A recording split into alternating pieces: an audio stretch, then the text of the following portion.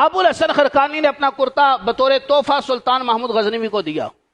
اب سلطان محمود غزنوی رحمت اللہ تعالی علیہ آپ نے 16 مرتبہ ہندوستان پر جو سومنات ایک سمندر کے کنارے قلعہ تھا جہاں پر بے شمار بت رکھے ہوئے تھے، ان میں سے ایک بہت بڑا بت بھی تھا۔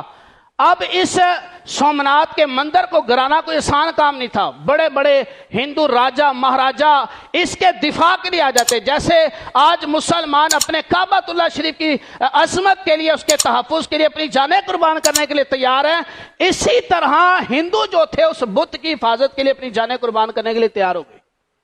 اب سلطان محمود غزنوی نے 16 مرتبہ حملہ کیا لیکن ناکام ہو گئے۔ 17ویں مرتبہ جب حملہ کرنے لگے نا، دل میں خیال آیا کہ کیوں نہ ابو الحسن خرقانی نے جو قمیض دی تھی، کہا تھا کوئی مشکل پیش آئے اس کو سامنے رکھنا اور اللہ کی بارگاہ میں دعا کرنا، تمہاری مشکل آسان ہو جائے گی۔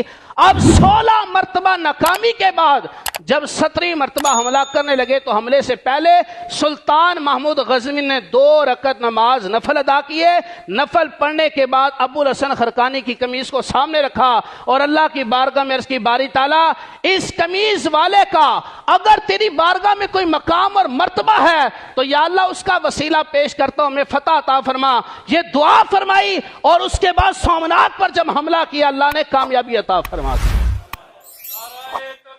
اللہ اکبر۔